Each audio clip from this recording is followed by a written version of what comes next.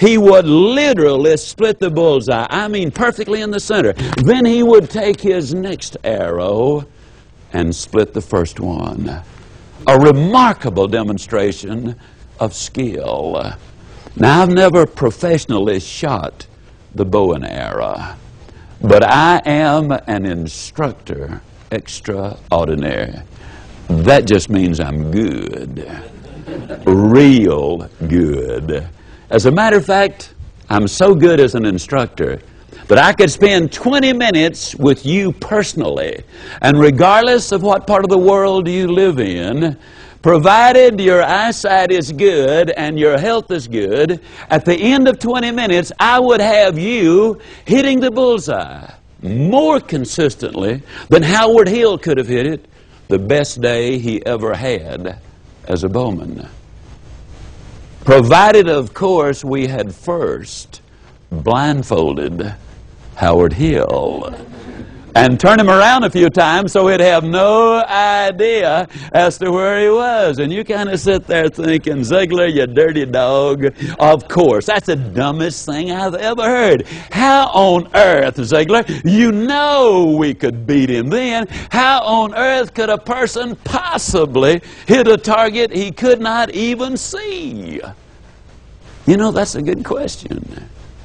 Let me give you one even better. How can you hit a target you do not even have? Have you got yours? I mean, in every phase of your life? Have you identified it and written it down?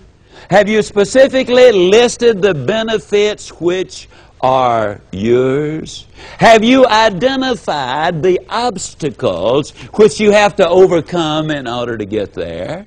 Have you put together the information you need in order to make this plan work? Have you identified the people, the groups, the organizations you need to work with in order for it to happen? Have you laid out a carefully designed game plan? Something that you cannot do in 5 minutes or in many cases in 5 hours. But have you developed a specific plan of action? Now, you know what's fascinating? Those Yale seniors, in most cases, had planned all of their life to go to Yale. Then they get there, that goal is accomplished, and they don't make the goals and the plans beyond that point. You absolutely must have the goal. You got to establish those dates. When you put all of those things together, then it's amazing how much more time you will have to work on the things that are important. It's amazing the amount of time that you will be able to save because you will be aimed at things which are important. Now, why is that important? I cannot say for the rest of the world, but in America, over 80% of all of the college graduates, 10 years after they've graduated, are working in a field which is totally unrelated to what they majored in when they were in college. What an incredible waste of time. How much further would they have been along the way had they taken those steps initially and worked through these exercises to determine literally where they were?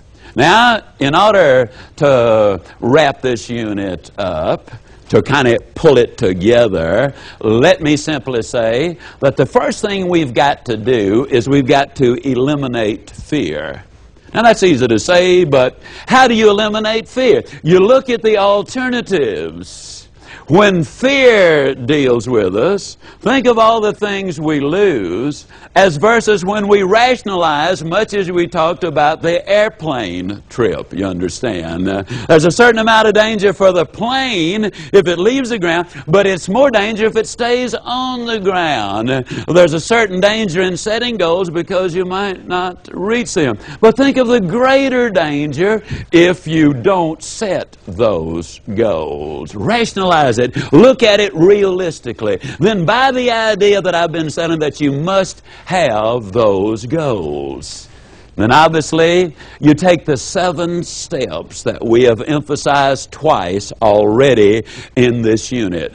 The steps absolutely are critical, ladies and gentlemen. You need to take them in order to set the goals which are so important to have in your life. Yes, goals are enormously important. The 4th step, the 4th thing we need to do is we need to really listen carefully to the Sir Edmund Hillary story.